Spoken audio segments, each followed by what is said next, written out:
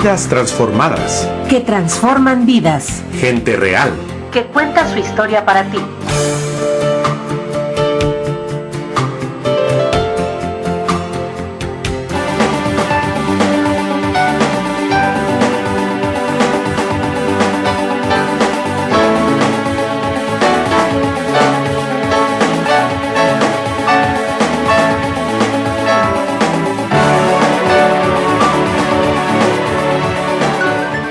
Buenas tardes, hoy tenemos con nosotros a la Madre Angélica, presidenta de la cadena de televisión norteamericana EWTN.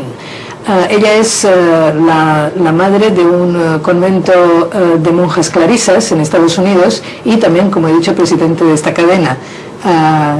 Welcome to our television set here at the University Clinic. Thank you. Why don't you tell us or tell our audience? ¿Puede usted contar a nuestro público cómo llegó a ser presidenta de una cadena de televisión por cable? TV station. Well, it's a very long story, but I'll try to make it. Es una historia muy larga, pero intentaré hacerla corta. Some years ago, in Hace ya algunos años, en 1973 o 1974, el Señor me hizo escribir unos libros de espiritualidad, de los que se repartieron miles de copias por todo el mundo. A raíz de esto, empecé a recibir invitaciones de todas partes para dar charlas sobre los mismos temas. Así, en una ocasión, me invitaron a hablar en una televisión protestante de Chicago. Cuando entré allí, me quedé perpleja en la puerta. Me sorprendió lo pequeño que era el estudio. Y pensé, bueno, no se necesita tanto para llegar a las masas. Así que dije, Señor, yo quiero tener uno de estos. Pero después lo pensé mejor y me dije, ¿y qué haría yo con esto? Me fui a casa, pero no dejaba de pensar en esa idea. Así que le pregunté a una amiga, ¿cómo se graba una cinta de vídeo? Ella me contestó, no tengo ni idea. Y digo yo, pues entérate. Así que ella encontró una pequeña productora, me fui para allá, grabé una cinta y fue un desastre total y absoluto. Horrible, horrible. La traje a casa, todas nos reímos mucho, de modo que les dije a las hermanas. En fin, alguna gente vale y otra no. Obviamente yo no valgo. Pero ellas me animaron, madre, pruebe una vez más. Dije, bueno, una vez más. We made up our own set, and I went back. Volví y grabé un programa de media hora, pero luego no sabía qué hacer con él. Tenía en mis manos la cinta con el programa grabado y no sabía qué hacer con ella. Volví a mi amiga y le dije, ¿qué hago ahora? Y ella, lléveselo a la CBN, que era una emisora de televisión que se llamaba Christian Broadcast Network. Y fuimos para allá, aunque nunca se me ocurrió pensar que les iba a gustar mi cinta, porque fíjese, era yo, sentada en una silla, hablando de Dios. 2 semanas más tarde me llamaron de la emisora. Era el señor Rockebird que me decía, madre, hemos visto su programa y nos ha gustado mucho. ¿De verdad? Digo yo. Sí, me dice, ¿podría usted grabar 60 programas como este? Pues claro, digo yo. Pero, ¿qué dije? 60 programas de media hora eran muchos programas. Pero no quería fallarle a nuestro Señor, ya que me daba esa oportunidad. De modo que estuve yendo 3 veces por semana durante 3 meses a una emisora de televisión local y grabé los 60 programas.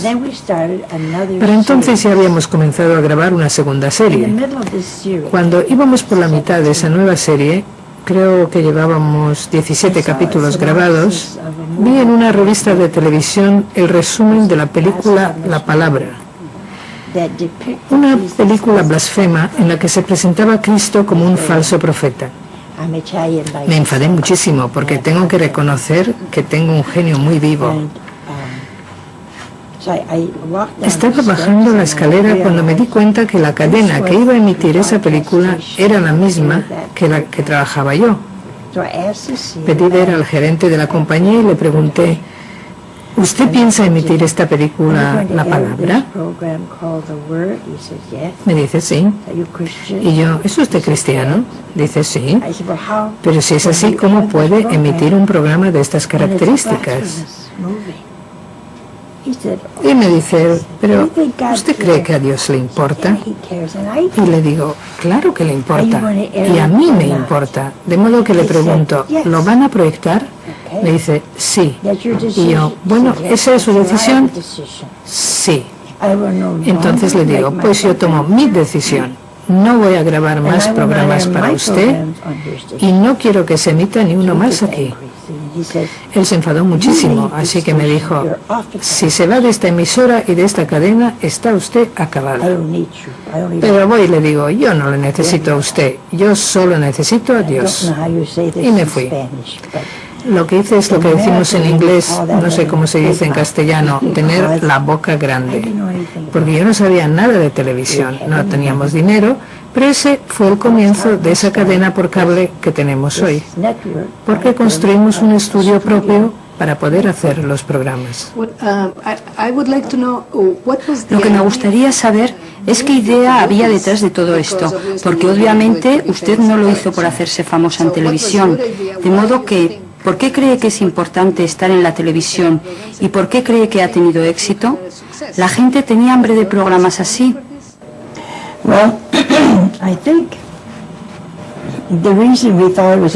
Creo que todo empezó con una buena idea. Empezamos repartiendo libros. Repartimos 15 millones de libros por todo el mundo. Pero así no podíamos llegar a mucha más gente. 15 millones no es nada en comparación con los 60 billones con B que viven en la Tierra. Me di cuenta que lo que había que hacer es llegar a las masas, porque había mucha confusión en la iglesia, sobre todo en esos momentos. Había confusión en el mundo sobre Dios, sobre Cristo, sobre su salvación, sobre su amor y su misericordia. Era algo que parecía no importarle al hombre de la calle. Pero aunque parecía no importarle, el hombre necesitaba la misericordia de Dios, su amor y su compasión. Era algo que los hombres debían saber, así que el objetivo no fue crear una cadena de televisión, sino llegar a la gente a través de programas que hablaran de esos temas.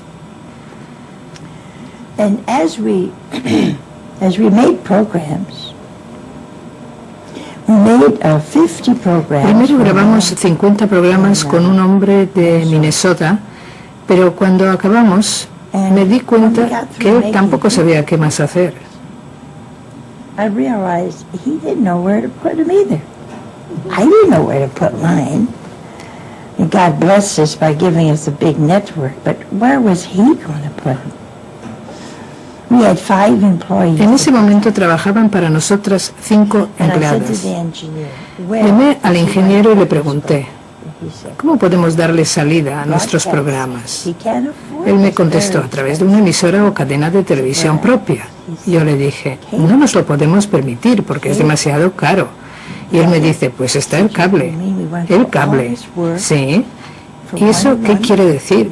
¿Que con pasar una sola vez podemos llegar a todo el mundo? Sí. ¿Pero hay algo más? Sí, existe el satélite. Digo yo, ¿y eso qué es? Entonces me describió lo que era un satélite. Me dijo que era como un pájaro muy grande allá arriba que tenía muchos canales. Y mientras me lo explicaba le digo, ¿y cómo puedo yo, con mi señal, ir de aquí, allí, arriba y regresar? Se me puso serio y me dijo, lo que usted necesita es un abogado, una licencia de la FCC y una emisora en la Tierra. Y yo le digo, ¿y qué es lo primero? Pues lo primero es ver si hay espacio, aire disponible para emitir.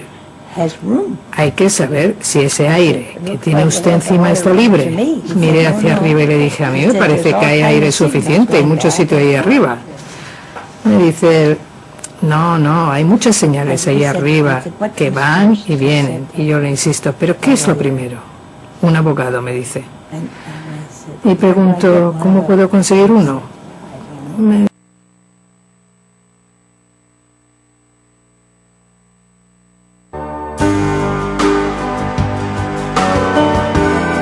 Hacemos una pausa en Vidas Transformadas.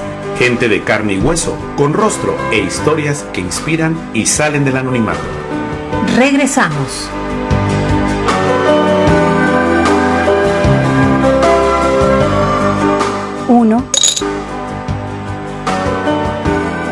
Continuamos en Vidas Transformadas. Lecciones que se tejen en el día a día con dramas y gozos que encienden la fe.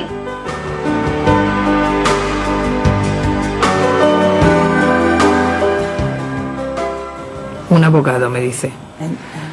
Y pregunto, ¿cómo puedo conseguir uno? Me dice el hombre, pues no sé, pero lo que usted necesita es un abogado especializado en asuntos de televisión. Yo cogí la guía de televisión por cable y encontré uno. Busqué un hombre italiano, porque al ser yo de ascendencia italiana, pensé que un italiano se entendería con otro. Así que encontré a uno que se llamaba Corsini Pepper. Le llamé y le dije, señor Corsini, aquí la Madre Angélica del convento de Nuestra Señora de los Ángeles de Birmingham, Alabama. Quiero empezar una cadena de televisión por cable vía satélite. Silencio. Al cabo de un rato me dice, ¿qué? Le repetí una vez más lo que le había dicho y me pregunta, ¿pero tiene usted alguna idea de lo que pretende? No. Y lo dice, ¿en serio? Sí. Bueno, vendré a verla. Bueno, pues vino.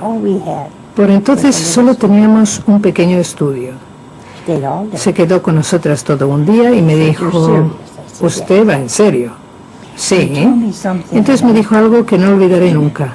Me dijo, le ayudaré, pero quiero que sepa que una vez que lo pongamos en marcha no hay vuelta atrás. ¿Lo entiende? Digo, sí.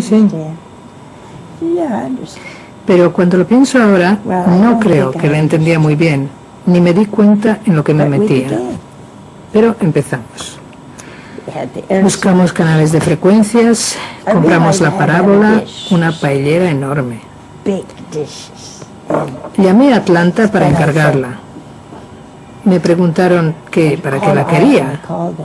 Les dije que la quería para llegar a todo el mundo. And he said, "Well, what do you want the dish to do?" I said, I want to reach everybody. He said, "Then you want a full O sea, me dijeron, lo que usted quiere es una de arco completo. Digo, ¿y eso qué significa? Dicen, pues una parábola que gira describiendo un arco completo. Y digo yo, sí, eso es lo que quiero. Y me dicen, oiga, ¿y tiene usted el dinero del depósito? Digo, no. Dice, bueno, pues no es necesario. Así que encargué la parábola sin dinero.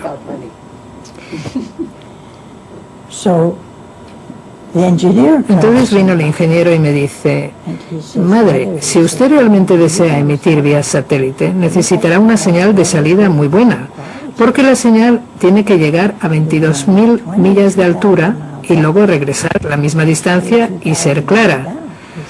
Y con el equipo que usted tiene no lo puede hacer. Llamé a la RCA y me pusieron con el departamento de ventas y el ingeniero le explicó lo que queríamos. Todo el equipo costaba $2.300.000.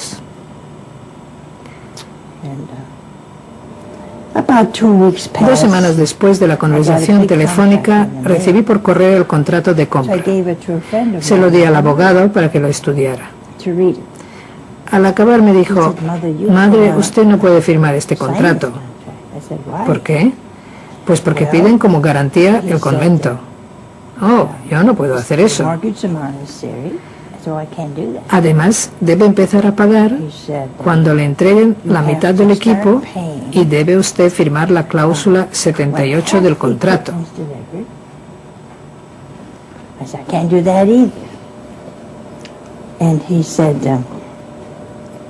It's a rule of 78. I didn't understand, but Yo no entendí qué era eso de la cláusula 78, pero no me sonaba nada bien. Era una triquiñuela jurídica en caso de no cumplimiento de plazos de pago. Él mismo me dijo, usted no debería firmar eso tampoco. Digo yo, pues vamos a rezar. ¿Y él en qué nos va a ayudar a rezar? Le digo, Dios lo hace todo a través de la oración. Así que me fui, nos pusimos todas a rezar y cuando volví le dije, llame al vendedor. Pero, ¿qué le digo?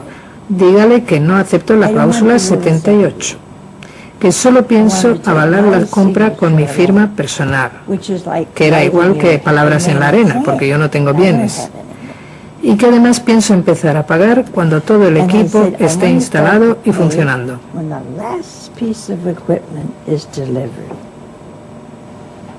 And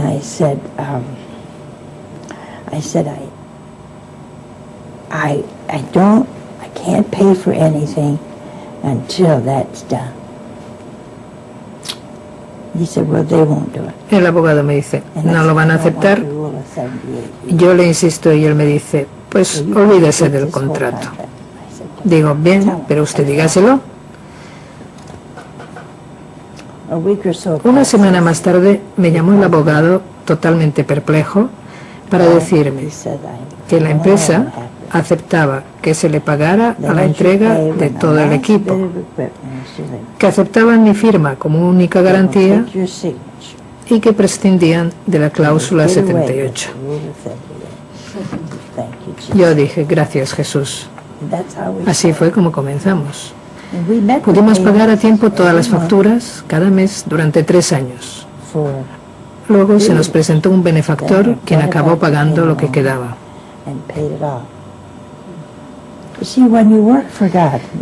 Y es que cuando se trabaja para Dios, y hay que estar seguro que es así, que la intención es correcta, no se puede funcionar con mentalidad de empresa. Incluso hoy en día, no sé cómo vamos a llegar a fin de mes o qué va a ocurrir el mes que viene. Somos franciscanas y yo debo dirigir una cadena de televisión por cable y una cadena de radio bajo los mismos principios de la orden franciscana. No tenemos cuentas corrientes a nuestro nombre. No tenemos bonos ni acciones. No tenemos dinero en parte alguna. Vivimos con lo que nos entra día a día y no tenemos ninguna seguridad sobre el mañana o el mes que viene. Pero así es como Dios quiere que sea. Así demuestra a la humanidad y a la Iglesia que Dios es aún Dios, que si Él inspira algo, Él también provee.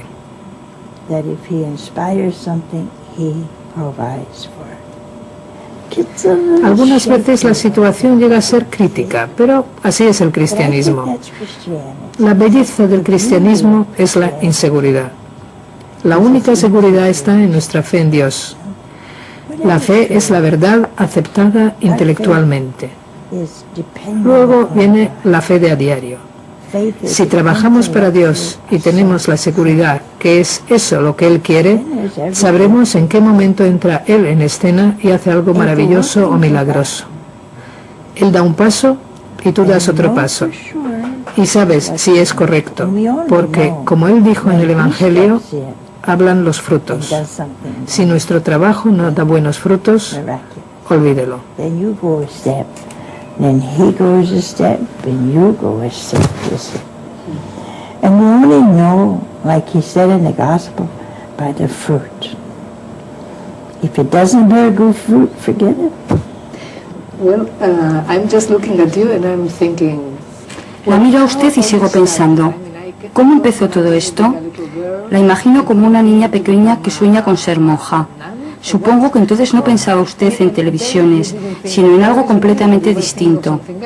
¿Puede contarme brevemente algo sobre su vocación?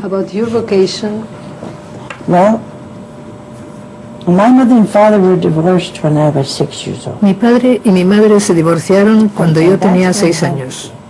Entonces empezó el infierno. Mi madre no tenía ningún tipo de preparación y tuvo todo tipo de dificultades para ganarse la vida para ella y para mí. Éramos extraordinariamente pobres. Vivíamos en apartamentos infestados de ratas, teníamos frío y hambre. Yo era muy mala estudiante. Me hace reír pensar que hoy tengo 6 doctorados honoris causa y cada vez que me conceden uno sonrío, porque cuando era pequeña tuve que trabajar muy duro para ganarme mis suspensos. Porque cuando uno está en una situación de supervivencia, no puede tener un gran interés por la escuela. Cuando estás así, no puedes ni pensar.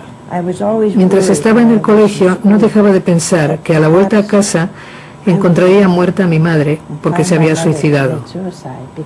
Mi madre lloraba siempre, continuamente, y siempre estaba triste. Teníamos una pequeña lavandería. La gente venía a recoger su ropa.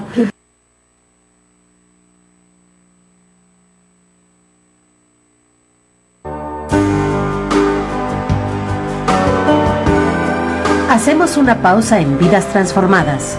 Gente de carne y hueso, con rostro e historias que inspiran y salen del anonimato. Regresamos.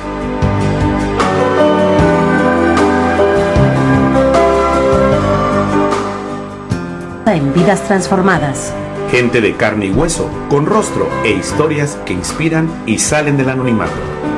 Regresamos.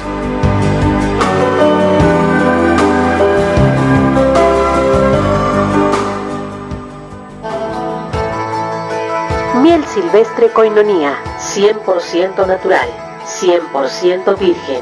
Desde el comienzo del tiempo, el hombre ha estado fascinado por la abeja que puede producir sustancias que han sido usadas para propósitos médicos y alimenticios. La miel más pura es la natural, a la que no se le quita el polen ni la jalea real que contiene, pues como regla los gérmenes no crecen en la miel pura. Miel silvestre Koinonia, de venta en Koinonia Radio. Comunícate y haz tu pedido al 608-3652. Miel silvestre Koinonia, 100% natural, 100% virgen. Pídela y comprueba sus beneficios.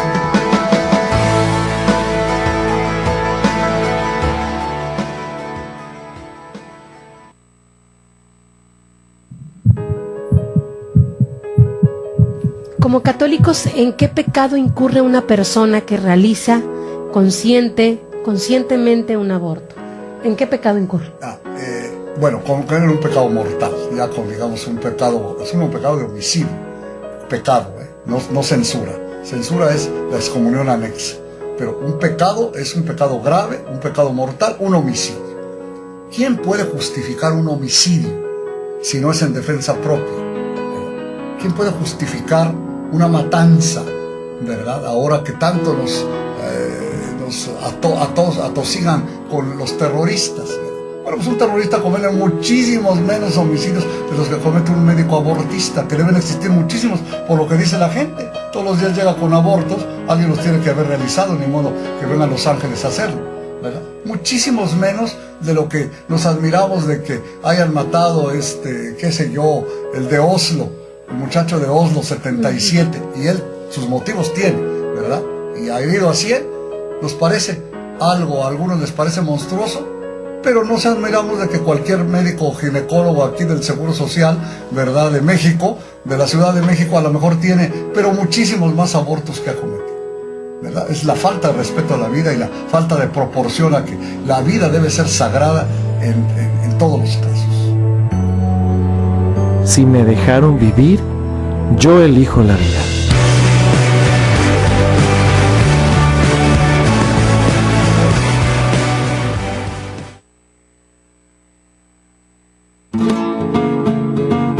Miel silvestre, 100% natural, 100% virgen. Koinonia presenta recetas para una vida mejor. Artritis. Mezclar una taza de agua caliente con 2 cucharadas de miel y una cucharadita de canela en polvo. Beber una por la mañana y una por la noche. Si se toma con regularidad, hasta las artritis crónicas se pueden curar. En un estudio hecho en la Universidad de Copenhague, los doctores dieron a sus pacientes diariamente, antes del desayuno, una cucharadita de miel y una media de canela en polvo. En una semana, De 200 pacientes siguiendo el tratamiento, 75 dejaron de tener dolor totalmente. Un mes más tarde, casi todos los pacientes estaban libres de dolor, aun aquellos que casi no podían caminar ya. Miel silvestre, 100% natural, 100% virgen. Koinonia presentó Recetas para una vida mejor.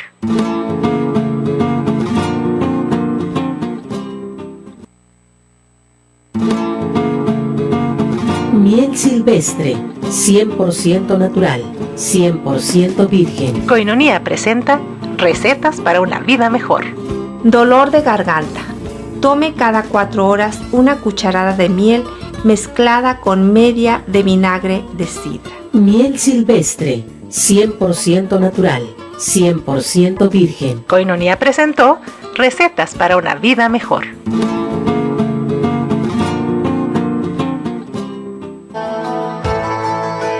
Miel silvestre Koinonia, 100% natural, 100% virgen. Desde el comienzo del tiempo el hombre ha estado fascinado por la abeja que puede producir sustancias que han sido usadas para propósitos médicos y alimenticios. La miel más pura es la natural, a la que no se le quita el polen ni la jalea real que contiene, pues como regla los gérmenes no crecen en la miel pura. Miel silvestre Koinonia, de venta en Koinonia Radio. Comunícate y haz tu pedido al 608-3652. Miel silvestre Koinonia, 100% natural, 100% virgen. Pídela y comprueba sus beneficios.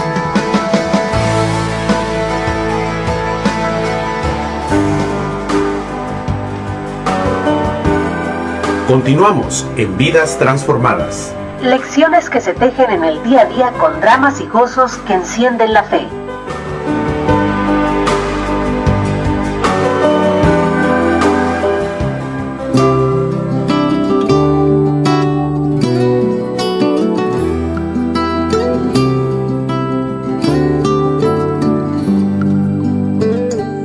Tú, Señor, sabes bien lo que yo tengo guardado en mi interior, todo aquello que me aturde, lo que no puedo olvidar, esas cosas que no dejan caminar.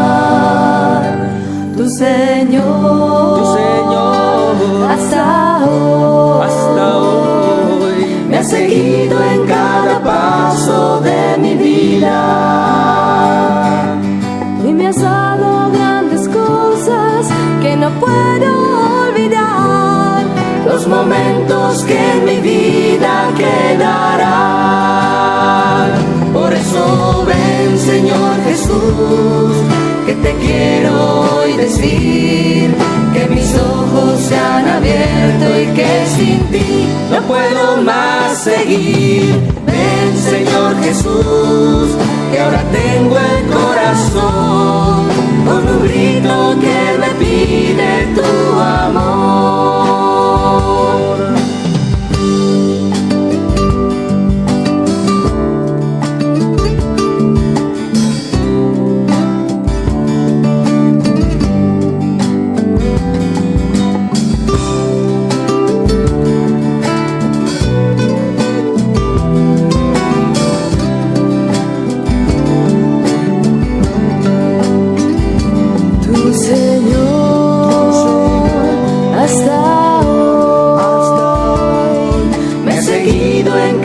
Paso de mi vida y me has dado grandes cosas y no puedo olvidar los momentos que en mi vida quedarán. Por eso ven, Señor Jesús, que te quiero hoy decir, que mis ojos se han abierto y que sin ti no puedo más seguir. Ven, Señor Jesús, que ahora tengo el corazón con un grito que me pide tu amor. Por eso ven, Señor Jesús, que te quiero hoy decir que mis ojos se han abierto y que sin ti no puedo más seguir. Ven, Señor Jesús, que ahora tengo el corazón con un grito que me pide tu amor.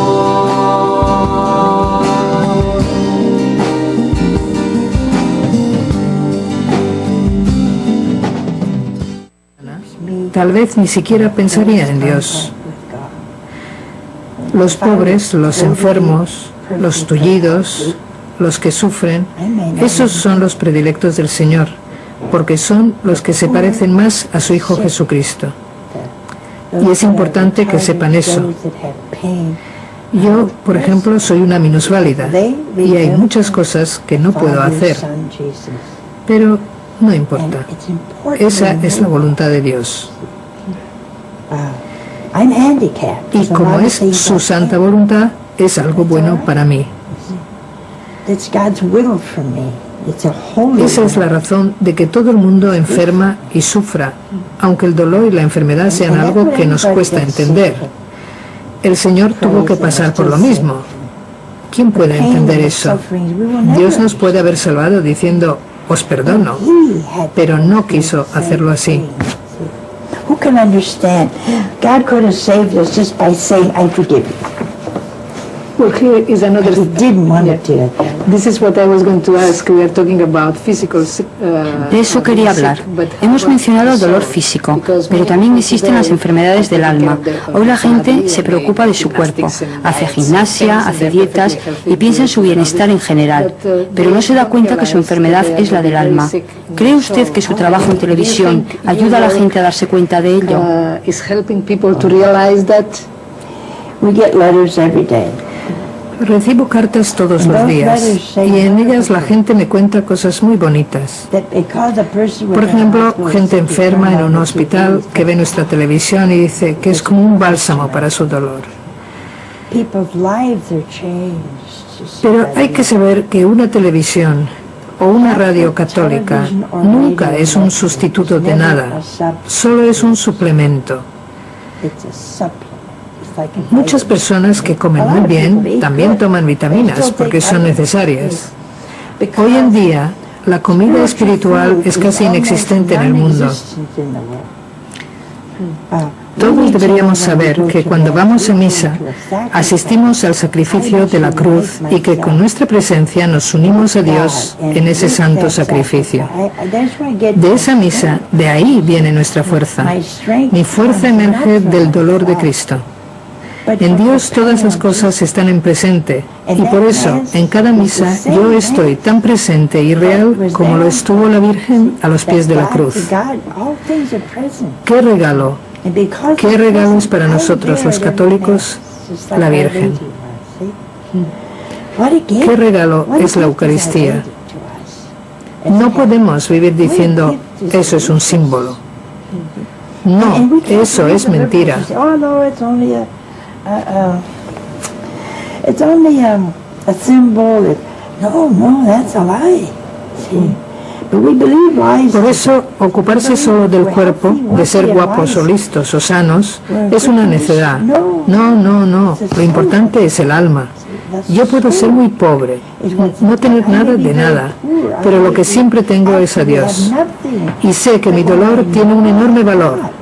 No es algo inútil, sino algo que tiene un valor incalculable. El mundo quiere deshacerse de los ancianos y de los no nacidos. Vivimos en un mundo sumido en la confusión. Ya no tenemos ningún respeto por la vida. Hemos creado la cultura de la muerte. Y sin embargo, es por todos esos que sufren dolor, los niños que nacen con anomalías, los discapacitados, es por ellos por los que Dios mantiene alejado el castigo y mantiene alejada su mano de la humanidad. La aceptación por parte de esa gente de su cruz es lo que nos salva. Todos tenemos nuestra cruz. Mucha gente corre, huye de ella, pero no pueden correr lo suficientemente rápido. No se puede escapar de la cruz, porque siempre nos alcanza. Entonces, ¿por qué correr? Hay que enseñar a la gente que deben coger su cruz, cargársela a la espalda y llevarla con alegría. You can't run from the cross all your life. You have to take it and put it on your shoulders and go. Estoy segura que nuestros telespectadores se van a enfadar conmigo por cortar esta entrevista, pero el tiempo vuela y lo tenemos que dejar aquí.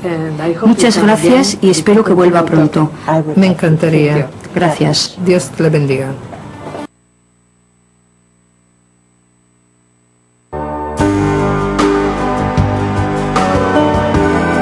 Hacemos una pausa en Vidas Transformadas. Gente de carne y hueso, con rostro e historias que inspiran y salen del anonimato. Regresamos.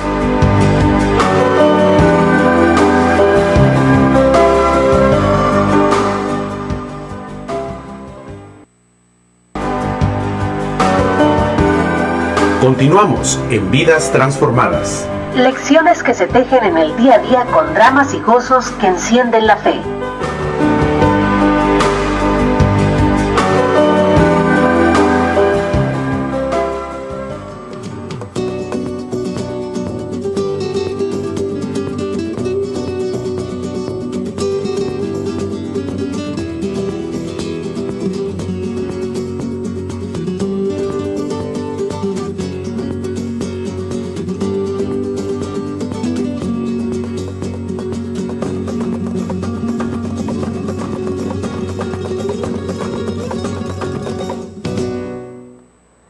Un saludo en el nombre del Señor. Yo sé que ya han reconocido al Padre, voy a hablar un momento a presentarlo, al Padre Joseph Marie, pero antes que otra cosa suceda, vamos a ponernos en las manos del Señor. Y recién hemos estado en este tiempo hermoso, el tiempo de la Pascua, que no debe terminar, porque es el tiempo donde celebramos la resurrección de Jesús.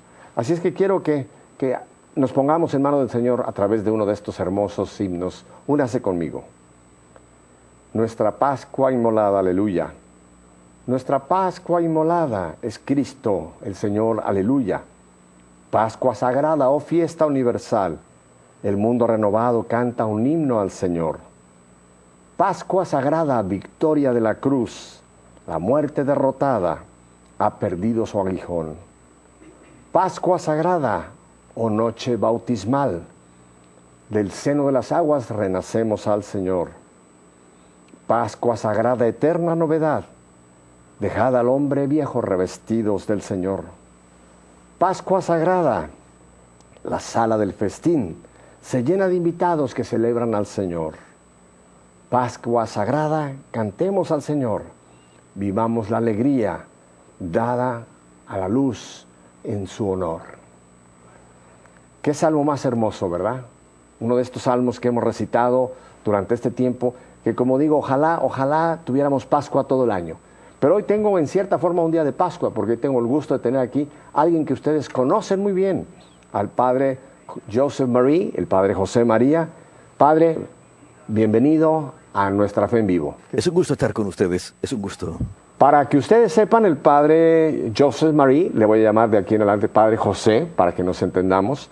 Él es de la orden de los misioneros franciscanos de la Palabra Eterna. Ese es el nombre de esta orden formada aquí en Birmingham, Alabama, del cual vamos a hablar. Y él es el capellán para EWTN. Es nuestro capellán para todos los que trabajamos en esta estación. Así que ustedes conocen muy bien al Padre José. Lo han visto celebrando la Eucaristía, lo han visto en las adoraciones al Santísimo, en muchos de los eventos litúrgicos que tenemos, ¿verdad? Y aquí lo tengo hoy con nosotros para compartir un poco de su vida. Así que vamos a hablar un poco con el Padre José. Muy bien, es bonito escucharlo en español y poder hablar con nuestros televidentes hispanos. Padre José, mucha gente lo conoce, por muchos años que lo hemos visto celebrando la Eucaristía, en las adoraciones al Santísimo. Lo conocemos mucho, pero no conocemos la vida del Padre José. Yo le quiero pedir si usted nos quisiera compartir un poco de dónde viene usted, su familia, dónde usted nació, para que tengamos una relación más fuerte con usted. Muy bien, para mí es un gusto tener la oportunidad de hablarle a nuestra audiencia hispana. Me crié en una granja lechera en la parte este de Iowa. Fue una maravillosa oportunidad para aprender a trabajar duro. Tuve una familia maravillosa. Era en un área católica en la parte este de Iowa. De hecho, yo estudié ingeniería en Chicago y trabajé para General Electric Medical Systems durante 5 años reparando equipamientos para tomografías axiales y radiografías. Y fui transferido a Dubuque, Iowa, y vi algo que nunca antes había visto: una monja por televisión. La Madre Angélica. Y cuando empecé a verla me encantaron los programas. Yo quería aumentar mi fe católica. En aquel entonces únicamente pasaban 4 horas al día y tenían muchos problemas técnicos. No era raro que simplemente dejaran de transmitir. Así que cierta noche había un programa en vivo y la señal se iba y volvía a cada rato. Y la madre salió al aire y dijo: como pueden ver, necesitamos un ingeniero. Y yo pensé que me encantaría trabajar para ella. En mi propia vida estaba tratando de discernir si yo tenía vocación, así que le escribí y me invitaron a venir. De hecho, yo trabajé aquí 2 años como ingeniero. Déjeme volver un poquito en su vida, un poco más a su infancia. Cuéntenos cómo fue esa vida de sus primeros años en la granja con su papá. Por lo que usted dice, veo que su familia ha sido una familia católica y que usted creció en una familia. Cuéntenos cómo fue la vida en la granja, sus primeros años en la granja. Esa área es un área muy católica alrededor de Dubuque, Iowa. Tal vez el 95% de las personas son católicas. Y de hecho yo hice una serie de programas sobre las hermosas iglesias góticas en Iowa. Porque cuando uno maneja por los maizales, súbitamente uno ve la torre de una hermosa iglesia católica gótica, la cual es el centro de esa pequeña comunidad. Así fue mi infancia en un pueblo de 300 personas.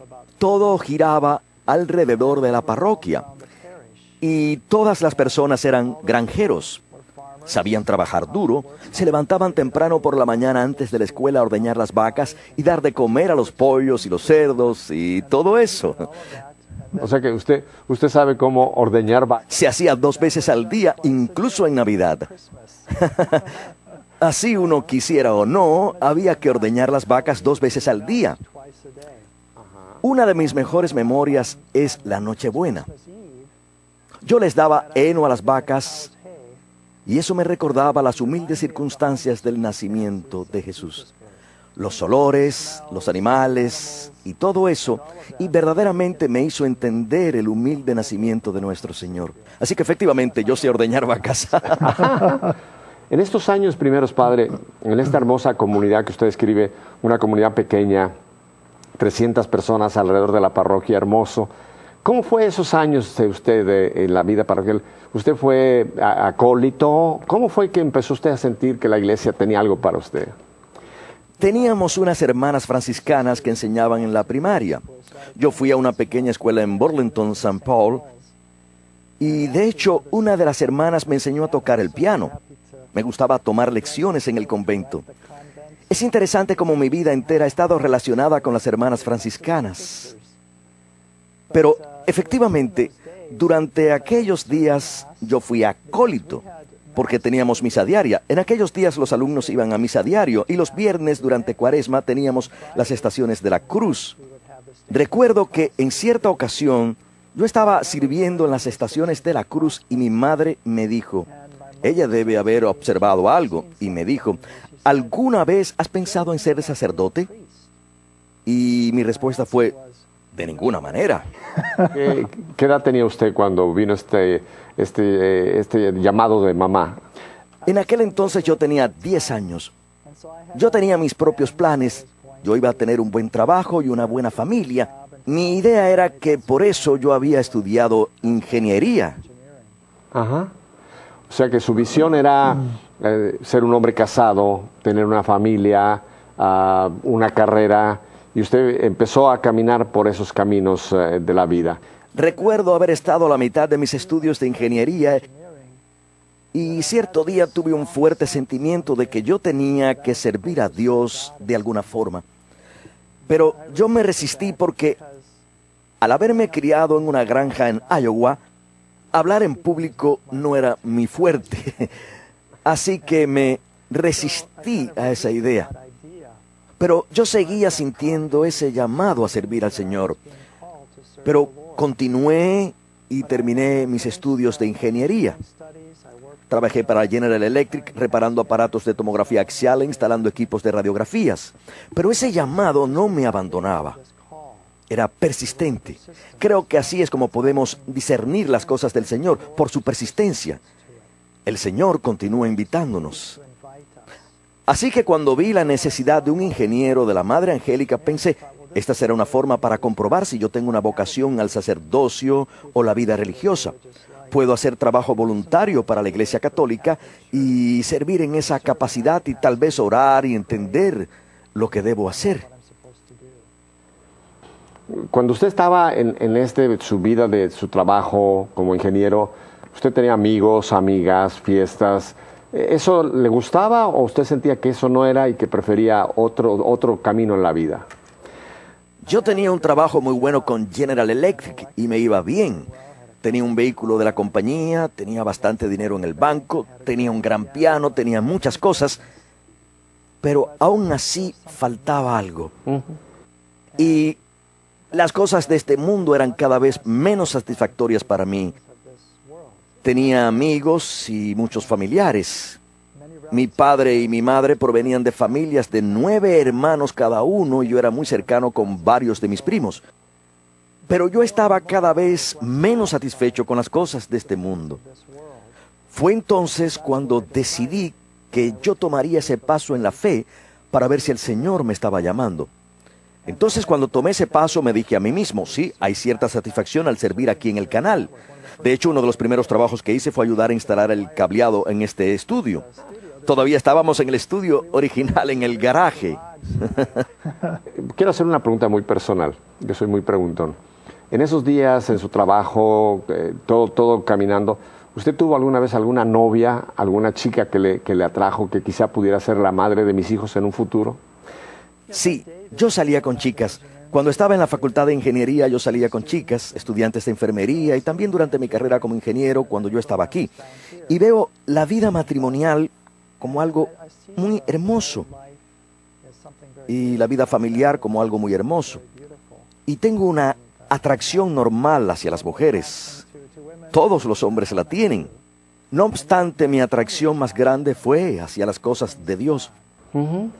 Y creo que yo nunca hubiera podido estar satisfecho con nada menos que entregar mi vida por completo a Dios. Padre, una pregunta. Nos ve mucha audiencia, jóvenes, chicos y chicas, y muchas veces preguntan, ¿cómo uno puede oír a Dios? Vamos a poner a Dios. ¿Cómo uno oye ese llamado de Dios? ¿Es una voz o es un sentido del corazón o alguien? ¿Cómo discierne ese llamado de Dios? Creo que la forma en la que un joven discierne cuál es el llamado de Dios para la vida de uno es al pasar tiempo con Dios, si tenemos una vida de oración. Y para mí en particular fue al pasar tiempo ante el Santísimo Sacramento. Y creo que de donde vemos salir muchas vocaciones es de parroquias en donde tienen la adoración del Santísimo Sacramento. Por supuesto, con la Madre Angélica. Su orden está dedicada a la adoración del Santísimo Sacramento. Los empleados aquí tienen la oportunidad de pasar tiempo en adoración también. Entonces, cuando usted finalmente recibió la carta de la Madre Angélica, invitándolo a venir aquí, a ver si este era el lugar para usted, para trabajar en EWTN, usted venía de una gran ciudad, de un área más metropolitana. Usted vino a Birmingham, Alabama. En aquellos años era una ciudad muy pequeña. ¿Cómo vio a EWTN y cómo vio a Birmingham en aquellos días? Saben, hay una historia muy divertida cuando yo recién llegué aquí. Yo llegué aquí en enero de 1985 y no conocía a nadie aquí en Alabama. Yo estaba a 800 millas de mi hogar en Iowa y quise ser un buen ciudadano y cambiar mi licencia de conducir al estado de Alabama. Así que yo había estado aquí 3 días y fui a tomar el examen para la licencia de conducir. En medio del examen, 2 patrulleros se pusieron detrás de mí y me dijeron, venga con nosotros. Yo tenía un portafolio conmigo y fui a sacarlo. Ellos me dijeron, nosotros nos encargamos de eso. Me llevaron a un cuarto en donde uno pone las manos contra la pared. Me catearon y me interrogaron durante 20 minutos. Yo había oído historias acerca del sur y no conocía a nadie aquí. ¿Por qué estoy aquí? ¿Qué estoy haciendo aquí? No conozco a nadie aquí. Finalmente, después de 20 minutos de interrogatorio, el detective en jefe vino con una fotografía donde había un hombre joven con bigote. En aquel entonces yo tenía bigote. Quiero informarle por qué le hemos estado interrogando. Me dijo, este hombre mató a un oficial de policía en New Jersey y usted se parece a él. Vi la foto y dije, efectivamente, se parece a mí. Y él me contestó con su acento sureño, podría ser usted. Todavía no estaba convencido, pero eventualmente decidieron que yo no era aquel hombre y me dejaron ir. Cuando usted vino acá, padre, usted nos dice que encontró a EWTN en sus primeros, empezando a crecer. Cuéntenos sus impresiones de qué era EWTN en esos días. Sí, el canal apenas tenía 3 años y medio de existencia. En aquel entonces todavía estaban usando el garaje, el estudio original en el garaje, y había cerca de 20 empleados. Y era una familia muy cercana y unida. Y ha sido maravilloso. Una de las cosas maravillosas ha sido verla crecer y florecer hasta su estado actual, la red de comunicaciones religiosa más grande del mundo. Y verdaderamente creo que ese es uno de los milagros que es EWTN, que haya continuado durante 30 años y que ahora llegue al mundo entero. La madre empezó sin ningún conocimiento de la televisión, $200, y el Señor fue quien hizo todo esto. Padre, dígame, ¿cómo era ese garage? Porque yo siempre he querido ver una foto, no he tenido oportunidad de conocer. ¿Cómo era ese estudio que era el garage de este convento? En donde ahora se encuentra el nuevo cuarto de control, en donde el productor y el director están en este momento, estaba el estudio del garaje. En aquellos días había espacio para un solo set a la misma vez. En este estudio probablemente podemos poner 3 sets a la misma vez, así que se pueden hacer más cosas. Pero en aquellos días, si se grababa un programa durante el día, había que desarmar ese set y preparar otro para el programa en vivo de aquella noche, y después desarmar ese y armar el set para la producción del día siguiente. Entonces, la Madre Angélica vio la necesidad de un estudio más grande y, mediante la generosidad de algunos benefactores, construyeron este nuevo estudio. Padre, hoy ya tenemos cámaras alta definición, Madre Angélica quiere que tengamos el mejor equipo, la mejor calidad, pero en esos días, ¿qué cámaras tenían? ¿Qué sonido tenían? ¿Cómo operaba en esos primeros 3 años y pico? Muchos, o por lo menos algunos de los empleados tenían poca experiencia en la televisión en aquellos primeros días. Uno de nuestros empleados más antiguos, el más antiguo, es Jody Copeland. De hecho, él ayudó al equipo de construcción que construyó este estudio. Y la madre lo invitó a ser parte del personal de producción. Así que él aprendió mediante la experiencia. Creo que las primeras cámaras que tuvimos, de hecho, fueron usadas en las Olimpiadas de 1980. Así que eran cámaras usadas, pero eran unas buenas cámaras RCA. Creo que esa compañía ya no existe y teníamos muy poco presupuesto, pero teníamos que hacer que las cosas funcionasen. Teníamos que ingeniárnosla como fuera posible para que las cosas funcionaran. No había mucho de sobra o extra. Usted dice que en aquellos días eran solamente 4 horas que se producía. ¿Cuál era el alcance de la programación de WTN cuando usted llegó en esos días? Esas 4 horas al día era solo en los Estados Unidos en aquel entonces. Tal vez 1 millón de hogares en potencia. Recuerdo cuando la Madre Angélica dijo, vamos a tomar un paso. Vamos a pasar de 4 horas al día a 6 horas al día. Pero poco después de eso ella dijo, el Papa Juan Pablo II viene a los Estados Unidos en septiembre de 1987, así que vamos a cubrir el evento papal en su totalidad y transmitir 24 horas al día. Entonces nosotros los ingenieros tuvimos mucho trabajo. Trabajábamos 16 horas al día, convirtiendo el antiguo garaje en el nuevo cuarto de control con todo el equipo. Gracias a la providencia de Dios, la madre consiguió un equipo que había estado almacenado durante 2 años en California y nunca había sido usado. Eran nuevas cámaras iGami y algunos de los mejores equipos que la madre obtuvo por una fracción del costo original. Y eso fue lo que en realidad nos permitió transmitir 24 horas al día en el 87. Padre, en esos días, déjeme ir un poco atrás porque usted nos está contando cosas que no conocemos y que todos queremos conocer, la historia de WTN, por alguien como usted que está desde estos días. Cuénteme de su relación con Madre Angélica. Usted recibió la carta, vino acá, conoce a Madre Angélica. ¿Cómo era Madre Angélica en esos días? Creo que lo que me inspiró más sobre la Madre Angélica fue su profunda fe. Y ver que ella era una mujer que verdaderamente creía en Dios. Y ella estaba dispuesta a tomar riesgos, como ella suele decir, dispuesta a hacer lo ridículo para que Dios pueda hacer lo milagroso. Y lo hizo.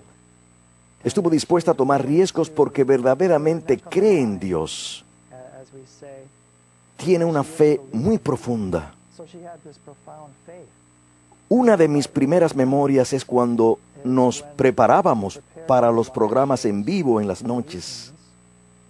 Ella solía reunirse con el personal y todos nos tomábamos de las manos y ella ofrecía una oración de su corazón.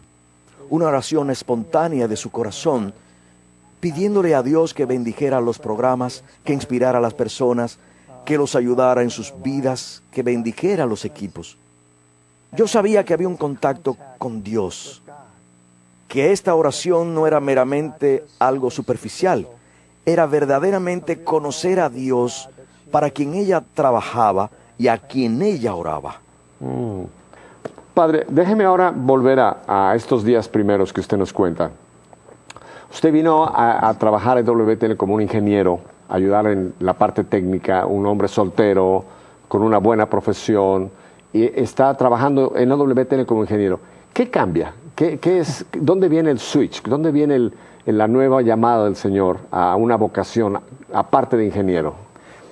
Fue el 15 de agosto de 1986. Yo estaba trabajando en ingeniería aquí y un sacerdote de nombre Robert Ferrisy, él es un sacerdote jesuita que de hecho enseña espiritualidad en la Universidad Gregoriana de Roma. Él había venido aquí y había celebrado misa para las hermanas. En aquel entonces era un grupo pequeño de personas el que venía a la misa diaria. En aquel entonces no era televisada. Y después de la misa le dijo a la Madre Angélica: ¿usted sabe que usted está supuesta a fundar una orden religiosa para hombres?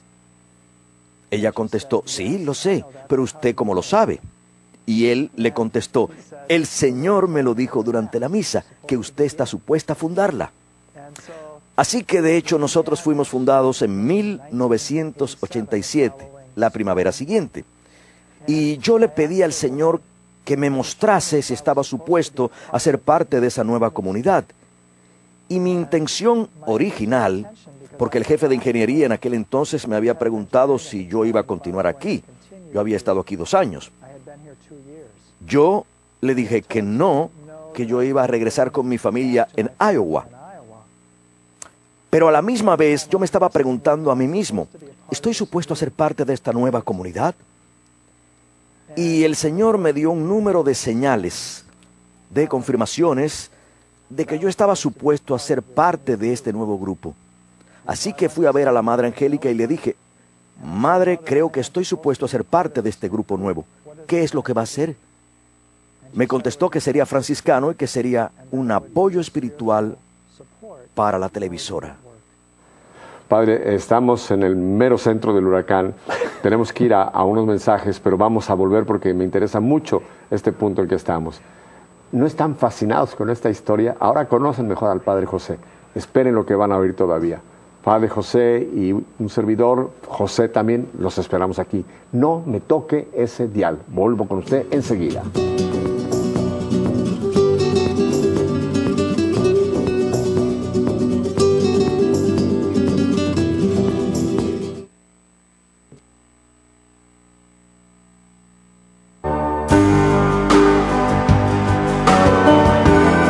Hacemos Hagamos una pausa en Vidas Transformadas. Gente de carne y hueso, con rostro e historias que inspiran y salen del anonimato. Regresamos.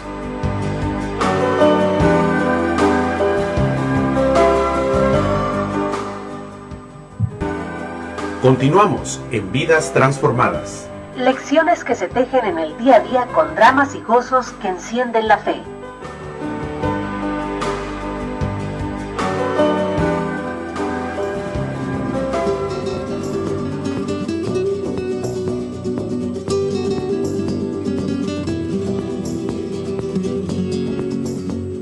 Lo prometido es deuda. Aquí estamos el Padre José y un servidor para continuar con esta maravillosa historia que nunca se había contado en televisión.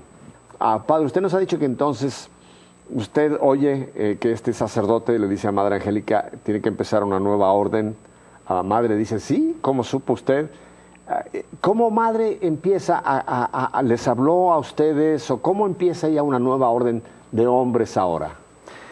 Había un sacerdote que la madre había conocido en Florida. Era un sacerdote irlandés que había venido a Estados Unidos y había trabajado aquí como sacerdote diocesano, como sacerdote misionero. Él se convirtió en parte de los inicios de nuestra comunidad en el 87. Solamente éramos él y yo, simplemente empezamos. Déjeme pararlo aquí, Padre. Usted dice, este sacerdote y ustedes son los primeros. ¿Eso quiere decir que usted es fundador? Sí, de hecho empezamos hace 25 años atrás. El 2 de mayo de 1987 fue cuando empezamos. Y el 3 de mayo, al día siguiente, fue cuando empecé mi vida religiosa. Así que soy uno de los fundadores de la comunidad. Padre, estoy fascinado con lo que nos cuenta. Usted oye a Madre que va a empezar una orden, usted siente que Dios lo llama a esta orden. ¿Con quién habla usted? ¿Con Madre Angélica? ¿Con el sacerdote? Porque esto es interesante. Nunca había oído yo cómo nace una orden en la Iglesia Católica.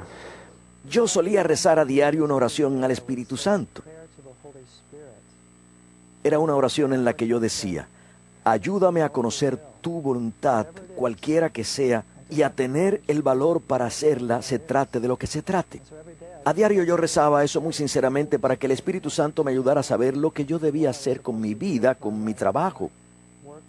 ¿Estaba yo siendo llamado a esta nueva comunidad o estaba supuesto volver a Iowa? Había un grupo carmelita que yo conocía. ¿Estaba yo supuesto a ser sacerdote diocesano?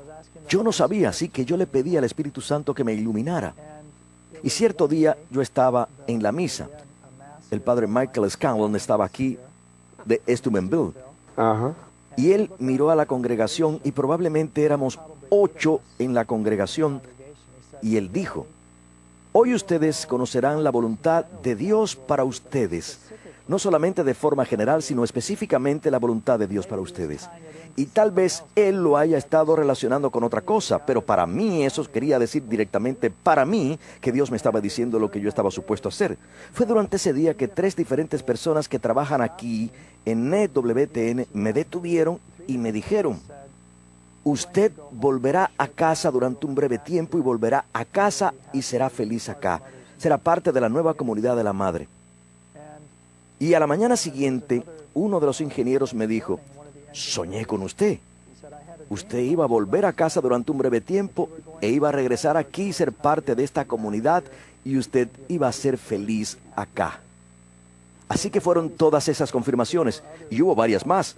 Un sacerdote salesiano. Los salesianos eran los que servían a las hermanas antes que existiera nuestra comunidad. Y había un hermano que servía de chofer a un sacerdote salesiano anciano para que viniese a celebrar la misa para las hermanas. Yo raramente había hablado con él. Se llamaba el hermano Dell. Era un hombre muy santo. Él falleció alrededor de un año atrás y él me dijo, ¿sabe? Creo que usted tiene una vocación. Así que todas esas cosas eran como que el Señor estaba tratando de captar mi atención. Padre, ¿y qué pasó? Porque, ¿qué hizo usted? ¿Pidió permiso para ir con la familia y después volver? Porque usted estaba bajo fuego en el llamado a la vocación. ¿Qué pasó? En aquel entonces yo no sabía que cuando uno entra a la vida religiosa, uno está supuesto a pasar cierto tiempo dentro de la vida religiosa para discernir. Así que yo hice lo que dice el Evangelio. Yo fui a casa, vendí todo y lo regalé. Padre, y cuénteme, ¿qué pasa cuando usted vuelve a casa y les dice, vengo a vender todo, a quemar mis naves, porque ahora vuelvo a Birmingham, pero ya no como ingeniero, sino también como iniciador de una orden religiosa? Recuerden la pregunta que me hizo mi madre cuando yo tenía 10 años. ¿Alguna vez has pensado en ser sacerdote? Cuando yo le dije que yo iba a regresar a casa, a Iowa, y más adelante cuando le dije que yo había decidido, en cambio, unirme a esta nueva comunidad, ella me dijo, yo no pensaba que tú fueras a ser feliz en ningún otro lugar. Así que ella se había dado cuenta que había habido un cambio en mi vida como ingeniero en Iowa. Y al estar yo en EWTN, ella podía ver que yo era feliz aquí, que yo estaba realizado aquí. Y cuando le dije que yo iba a regresar, ella no pensó que era una buena idea, pero no dijo nada. Pero después, cuando le dije que me iba a quedar con la comunidad y que me iba a unir a la comunidad, ella dijo, no pensaba que tú fueras a ser feliz en ningún otro lugar. Padre, cuando usted vuelve para Birmingham, ¿la orden estaba supuesta a ser solamente una orden para hermanos o sacerdotes? ¿Y cuál era el carisma, cuál era la idea de Dios y de Madre Angélica para esta orden que estaba naciendo? A menudo la Madre Angélica tomaba un paso hacia adelante y trataba de arreglárselas después. Así que en nuestra comunidad también, ella sabía que había de ayudar a apoyar a la televisora espiritualmente. Así que en los primeros días yo continué trabajando como ingeniero aquí. Yo usaba el hábito religioso y continuaba haciendo trabajo de ingeniería. Me encargaba de los transmisores y hacía un sinnúmero de otras cosas más. Y fue después de alrededor de 1 año y medio que la Madre Angélica se encontraba tratando de dar inicio a una nueva estación de radio de onda corta. Y ella quería que empezara en Roma. Ella sabía que ella podía obtener los idiomas de todos los países del mundo, ahí mismo en Roma, a donde vienen alumnos de todas partes del mundo. Así que fui a estudiar a Roma durante un par de años. Vivíamos donde estaba el estudio y estudiábamos ahí, en Roma. Después empecé mis estudios para el sacerdocio. Pero inicialmente yo continué mi trabajo de ingeniero.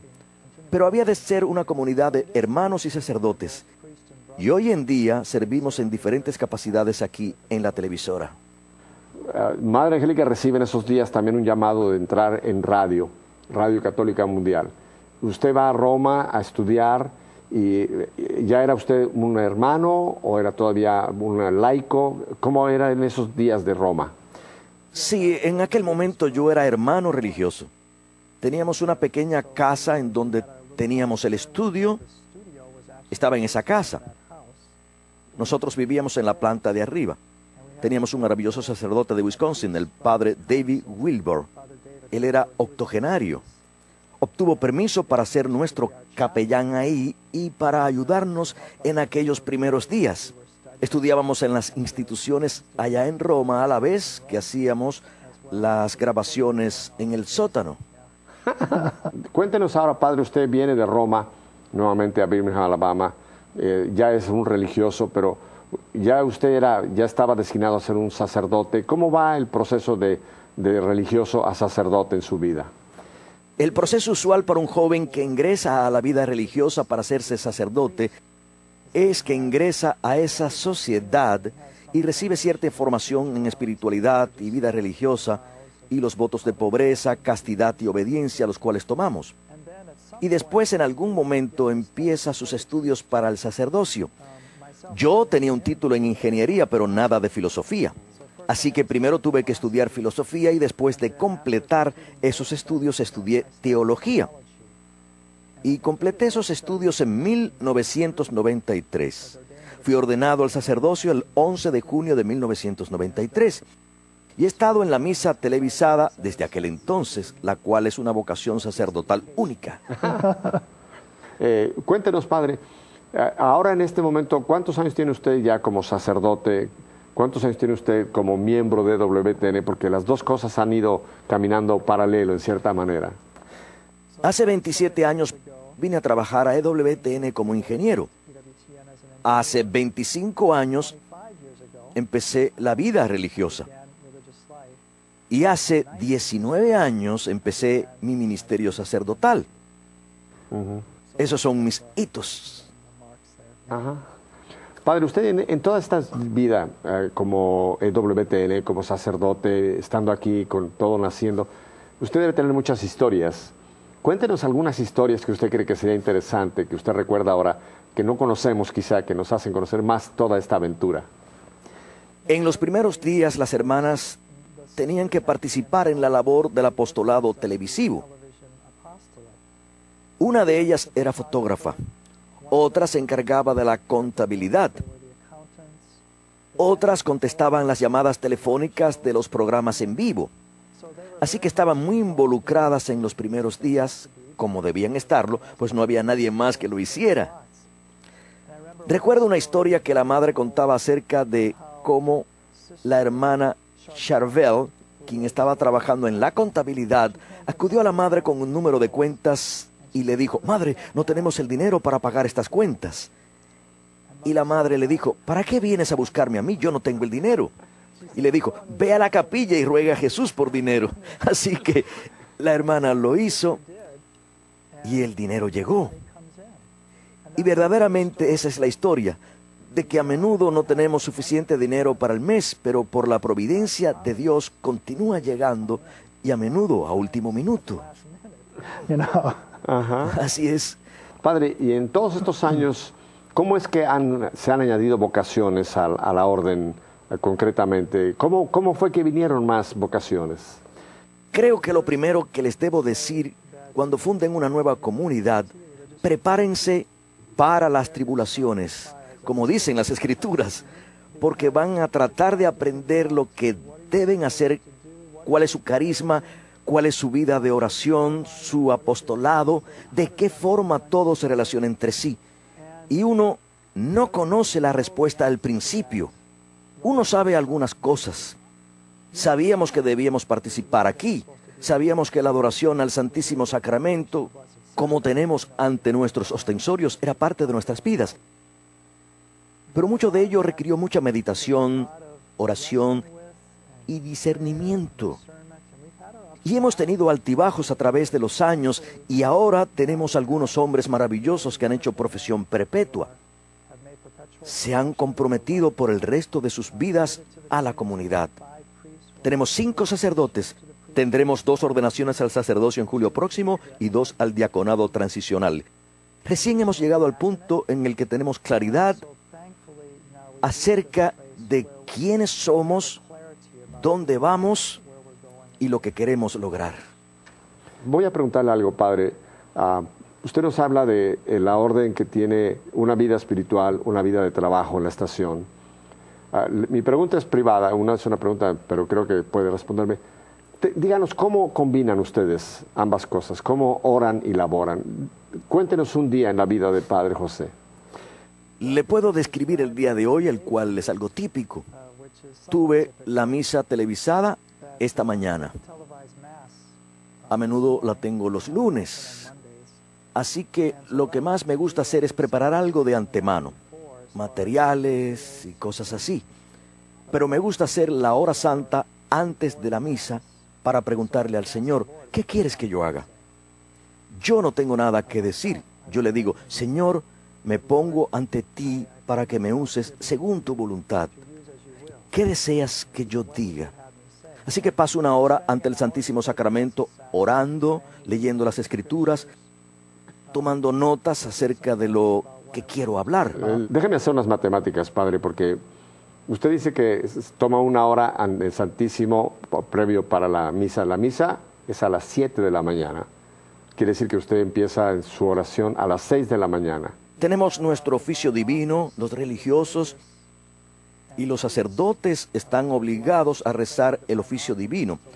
Así que tenemos nuestro oficio de lectura y nuestra oración matutina a las 6 de la mañana. Y mi hora santa es antes de ello, de 5 a 6. Así que un lunes por la mañana típicamente me levanto a las 4:30 para poder tener ese tiempo y orar de las 5 a las 6.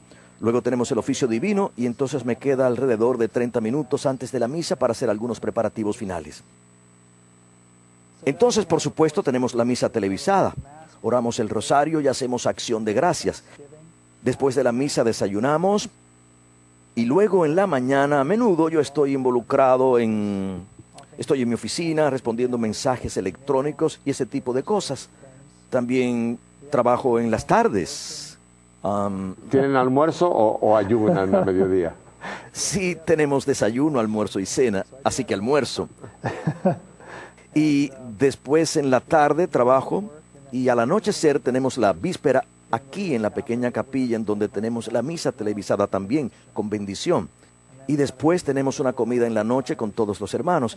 Y en las noches a veces trabajo o a veces no.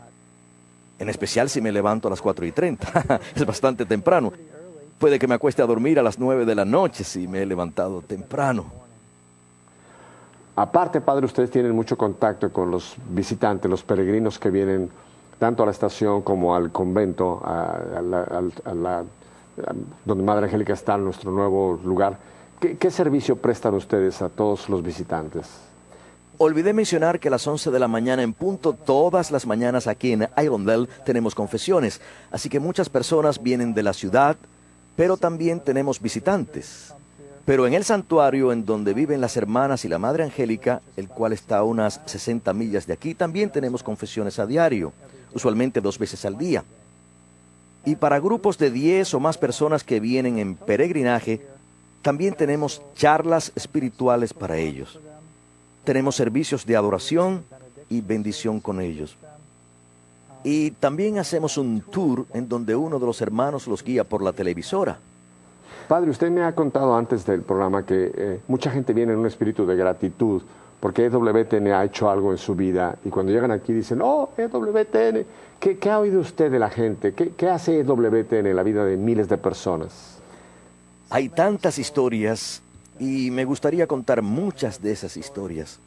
Una de mis favoritas sucedió el verano pasado. Había 2 hombres que vinieron al monasterio que está aquí en los terrenos de EWTN y preguntaron si podíamos bendecir algunos artículos para ellos. Uno era un hombre altísimo con una gran sonrisa y me dijo que él había estado en prisión y conoció EWTN y le cambió la vida. Y la administración de la prisión iba a quitar EWTN de la televisión y reemplazarla con un canal de películas. Pero él y otro reo dijeron, no, queremos seguir con EWTN. Así que dejaron EWTN. Pero él quiso venir aquí a visitar EWTN para agradecernos por el impacto que tuvimos en su vida. Había un hombre en Huntsville. Los fines de semana usualmente yo estoy en Huntsville, donde están las hermanas. Y hay una gran plaza ahí. Y un hombre me detiene y me dice que él había estado yendo de iglesia en iglesia y que finalmente decidió que era imposible conocer la verdad porque todo el mundo enseña algo distinto. Y él había tenido una cirugía muy seria en el cuello. Estuvo en cama en un hospital durante 3 meses y lo único que podía hacer era ver televisión y encontró a EWTN. Vio al padre Groeschel, vio al padre Rodler y empezó a ver que efectivamente podemos conocer la verdad. Así que llegó a entender eso y a aceptar la fe católica. Y estaba tan agradecido que quiso venir a visitarnos. Padre, usted me ha dicho también que EWTN llega a tocar gente que incluso no son católicos o están muy lejos de ser católicos y un canal ortodoxo católico también puede tocar a alguna gente. Cuéntame alguna historia de estos no católicos. Recibimos cartas y mensajes electrónicos a diario de nuestros televidentes. Les voy a contar 2 historias de cartas. Recibí una apenas la semana pasada. Una mujer me escribió contándome cuán importante es EWTN en su vida y que tenía una amiga que es budista a quien le encanta la Madre Angélica y ve todos los programas de la Madre Angélica. Era una señora budista. Así que esta señora durante la Semana Santa reciente le dio una estatuilla de la Santísima Virgen María y una foto de la Madre Angélica y dijo que se puso muy contenta cuando la recibió. La otra historia es de un joven, de un adolescente de Londres, que me escribió diciéndome que a causa de las influencias por allá, él se estaba inclinando hacia el ateísmo, pero encontró a EWTN y empezó a ver la misa televisada, empezó a ver otros programas Ahora es seminarista. Está estudiando para ser sacerdote. Padre, estoy seguro, nos ven muchos jóvenes y estoy seguro que habrá muchos que han sentido interés en comunicar con usted, con la Orden, con EWTN. ¿Cuáles son los canales que se pueden usar para atender a estas posibles preguntas, que puede haber muchas? Probablemente la mejor forma de obtener información sobre nuestra comunidad es por la internet. Pueden visitar franciscanmissionaries.com franciscanmissionaries.com y podrán saber más sobre nuestra comunidad y también ponerse en contacto con nuestro director de vocaciones, quien es el hermano Patrick y quien pronto será el padre Patrick. Así que nuestra comunidad usa los métodos modernos de comunicación. Muchas personas no lo saben, pero el Vaticano II en los años 1960 hizo un llamado a usar los medios de comunicación de la forma más enérgica posible en la labor del apostolado, porque pudieron prever cuánta influencia los medios iban a tener en el futuro. Así que hace falta anunciar el mensaje del Evangelio, y en eso consiste nuestra labor. Está arraigada en la oración. Señor, ¿qué quieres que yo diga? Pero también usar estos medios de comunicación modernos para proclamar el Evangelio. Padre, entonces hay lugar para que muchas personas, hombres, sientan que quieren servir en comunicaciones y servir comunicando con Dios a través de este medio de comunicación. Definitivamente, los recibiremos con los brazos abiertos. Padre José, muchísimas gracias por este tiempo que nos ha dado, por compartir su vida con nosotros y hablarnos un poco de quién es el Padre José que tanto conocemos. Que el Señor los bendiga y los cuide, que su rostro los ilumine y les conceda su gracia, que el Señor les conceda su paz, que llene sus corazones con el fuego de su amor y que los guíe para que cumplan su plan y propósito en sus vidas. Que Dios Todopoderoso los bendiga, el Padre, el Hijo y el Espíritu Santo. Amén. Thank you again, Father. Muchísimas gracias otra vez, Padre José. Y ya oyeron, si tienen interés en comunicar, es Franciscan Missionaries, tiene que ponerlo en inglés, franciscanmissionaries.com. Sí. ¿Estoy correcto? Sí. franciscanmissionaries.com y van a recibir respuesta de estos santos hombres de Dios. Espero que ustedes han gozado como yo de esta especial entrevista. Recuerden, si Dios nos concede una semana más de vida, aquí estaremos, si Dios realmente nos da ese privilegio, juntos en el Señor. Hasta entonces, que Dios los bendiga.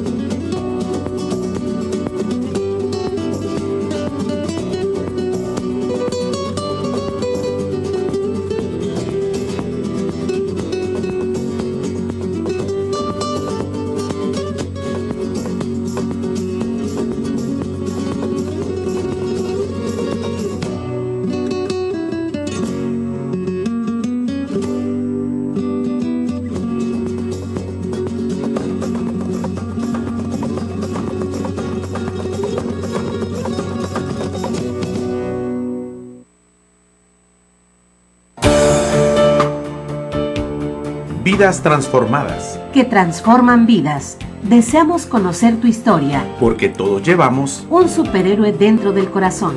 Llámanos al 608-3652. La producción de Vidas Transformadas puede visitarte en tu casa.